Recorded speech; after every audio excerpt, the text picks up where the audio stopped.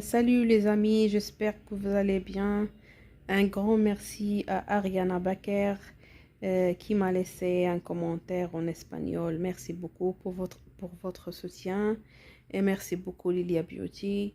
Alors, on s'est arrêté à la page 24 de cette œuvre, La Rhapsodie en noir. Alors, on continue.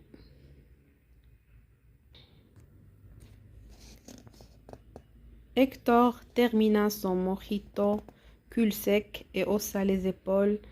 Donner un coup bas à un fil de pute dans son genre. Je ne suis pas sûr que ça compte comme une bonne action. Il est de notoriété publique qu'il ne quitte pas son pitoyable bateau. Lorsqu'il y a une tempête, si celle qui s'annonce à moitié aussi forte qu'on le promet. Cet enfoiré sera probablement noyé avant la fin du week-end de la fête du travail. Ne vous faites pas de mauvais sang pour moi.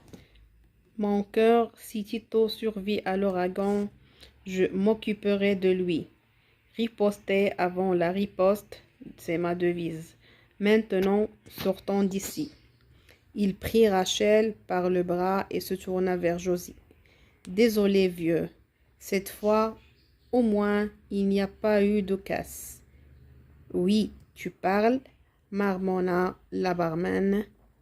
La casse, il y en aura sûrement quand cet enfoiré se réveillera.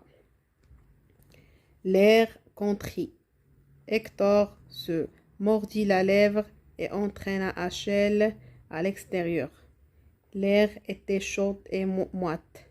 Ils firent quelques pas dans la rue, mais il dit tout à coup: cette histoire me met un peu mal à l'aise. Tout même à cause de Josie, je veux dire, je ne voudrais pas que Tito se venge en saccageant le bar. En plus, j'ai oublié d'organiser la livraison de nos provisions. Voulez-vous dire qu'il faut retourner là-bas? Demanda Rachel d'une voix plaintive. Pas vous.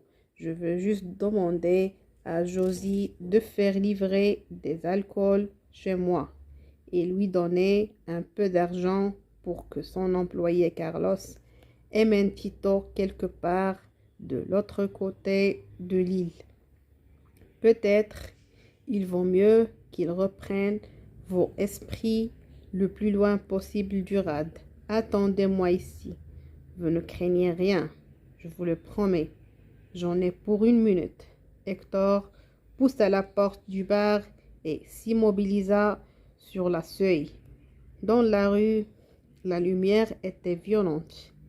Il dut attendre quelques secondes que ses yeux s'habituent à la pénombre. De la salle clignant des paupières, il jeta un regard par-dessus son épaule pour s'assurer que Rachel ne l'avait pas suivi. Josie tapotait l'épaule du grand borgne bassané. Il avait posé devant lui un verre de rhum et une serviette humide pour sa lèvre enflée. Hector le rejoignit. Tito lui fit un large sourire qui dévoila ses gencives ensanglantées. Ça marchait, monsieur la cité? Au poil, mon pote, ça va? Oui, ah putain, oui, monsieur la cité. Et merci de m'avoir amoché du côté gauche. J'essaie de sauver les dents qui me restent encore à droite. Vous comprenez pas mastiquer quoi? Je t'avais promis de taper à gauche, Tito. Hector n'aurait guère pu agir autrement. La petite combine qu'il avait inventée pour lui permettre d'attraper les filles avait fait ses preuves, mais il avait coûté à Tito plusieurs du don qui lui manquait aujourd'hui. Hector sortit une liasse de billets de sa poche, tendirent de coupure de 10 $ à Tito. Et voilà, vieux frère, comme d'hab. Il sourit à Tito tout en pensant, pauvre poivreau étonté, il ajouta d'un ton complice. La fille et moi, on va se planquer dans ma baraque jusqu'à la fin de la tempête. Ensuite, il repartira sans doute à Miami par le bateau. Peux-tu rester de l'autre côté de l'île tant que l'ouragan n'est pas passé? Petite, je ne voudrais pas qu'elle reparte sur le continent terrifié à l'idée que tu continues à la pourchasser. Pas de problème, monsieur la cité, répondait le borgne avec son abominable sourire. Hector lui tapota l'épaule avant de donner des billets au barman.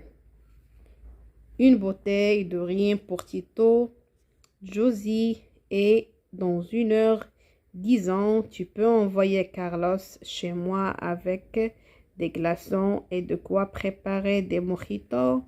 Josie hocha la tête et prit l'argent. Sans faute, tu vas mettre cette gonzesse dans ton pieu, tu crois? Elle est carrément canon. Ça, y a pas de doute. On verra bien, dit Hector, l'air fataliste. Putain, commenta Josie avec un sourire en coin, c'est une façon plutôt sympa d'affronter la tempête. La seule qui vaille, renchérit Hector, puis il fronça les sourcils et tira 2 autres billets de la liasse. Et envoie donc Carlos chez le bijoutier. Tu veux qu'il m'achète un médaillon ou une broche ou un bracelet peut-être? Dans l'idéal, un truc qui a l'air ancien, tu vois, dont je pourrais dire qu'il appartenait à ma mère.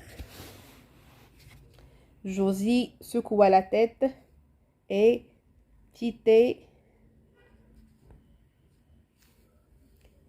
tira droit en enfer. L'auteur de Polar bomba la torse se composa une expression saucieuse et ressortit du Sloppy Joe. Rachel se tenait au coin de la rue, très droite, ses épaules nues légèrement cambrées. Il avait le dos du soleil. Sa silhouette se découpait sur le ciel et les contours de sa cuisse étaient bien visibles à travers sa robe en coton. Hector marcha dans sa direction. Il se tourna quand elle l'étendait approcher. Cet homme Tito, il est encore inconscient, demanda-t-elle avec une expression inquiète sur son joli visage. Oui, et pour un bon moment. À présent, allons récupérer vos affaires à l'hôtel.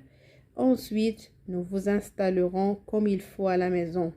Je ne saurais jamais comment vous remercier de tout ce que vous faites pour moi, Hector. Je sais qu'il ne faut pas confondre les écrivains avec leurs livres et leurs personnages, mais je dois avouer que je ne m'attendais pas à vous voir agir avec tant de bravoure. Et je n'aurais jamais pensé que vous étiez un tel gentleman. Il glissa un bras autour de la taille de la jeune femme tandis qu'il traversait la rue. Oui, c'est tout moi, un vrai boy scout. Malentendu.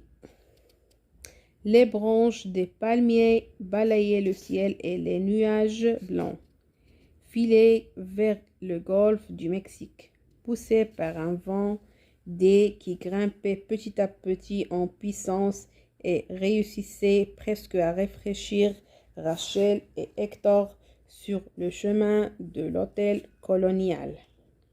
De vieux habitants de l'île à la peau brunue et ridée clouaient des planches aux fenêtres de leur cottage où ils fixaient des volets anti-tempête. Ils rentraient les feuilles les fauteuils, les plantes en pot, tous les objets susceptibles de se transformer en projectiles lorsque les vents les plus violents souffleraient sur les quais. Certains apostrophaient Hector, on le saluait à la main, il souriait et leur répondait de la même façon. Il s'effaça pour laisser Rachel entrer la première dans le grand hôtel blanc et les ventilateurs du plafond asséchèrent les gouttes de sueur de leur front. Au mur, derrière la réception, était accrochée une reproduction d'une œuvre de Max Ernst. Anatomie jeune mariée. Hector la trouva profondément troublante. Il se demanda quel Zozo avait pu décider d'ajouter cette pointe de culture bien douteuse à l'hôtel. On s'arrête ici à la page 28 et on continue dans la prochaine vidéo. Merci.